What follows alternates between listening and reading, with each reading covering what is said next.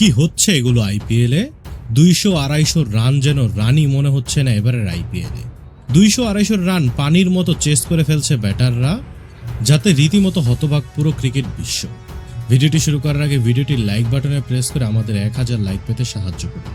এবারের আইপিএলে রীতিমতো রানের বন্যা বইছে প্রতি ম্যাচেই। 200-250 রান করেও সেফ থাকতে পারছেন না কোনো দল, চেস করে জিতে যাচ্ছে অপোনেন্ট, যার কারণে রীতিমতো এবারের আইপিএল পুরোপুরি জমে গেছে। আজকে দুইটি ম্যাচ ছিল আইপিএলে, যে দুইটি ম্যাচেই এমন ঘটনা ঘটেছে। প্রথমে আজকের ম্যাচটি ছিল পাঞ্জাব কিংস এবং দিল্লি ক্যাপিটালসের, যেই ম্যাচে প্রথমে ব্যাটিং করে দিল্লি ক্যাপিটালস সংগ্রহ করে 262 রান 2 উইকেটের বিনিময়ে। আর সেই 262 রান পাঞ্জাব চেস করে ফেলে 1 ওভার 1 বল হাতে রেখে, যা রীতিমতো অসাধারণ। সেই ম্যাচটির পরে 8টায় শুরু হয় রাজস্থান রয়্যালস এবং সানরাইজার্স হায়দ্রাবাদের ম্যাচ, যে ম্যাচে বৈভব সূর্যবংশী তো রীতিমতো যেন বিধ্বংসী ব্যাটিং করেন।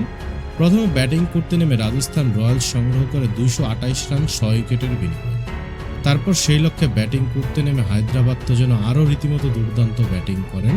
1 ওভার 3 বল হাতে রেখেই ম্যাচটি জিতে যায় হায়দ্রাবাদ, অর্থাৎ 229 রান করে ফেলে হায়দ্রাবাদ 18.3 ওভারে, যা সত্যিই অসাধারণ।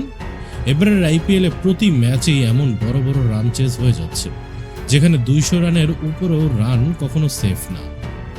তো বন্ধুরা, কেমন লাগছে এইবারের আইপিএল আপনাদের মতামত অবশ্যই ভিডিওর নিচে কমেন্ট বক্সে লিখে জানাতে ভুলবেন না, এবং এবারের আইপিএল আপনি কোন দলকে সাপোর্ট করছেন সেটাও ভিডিওর নিচে কমেন্ট বক্সে লিখে জানাতে ভুলবেন না।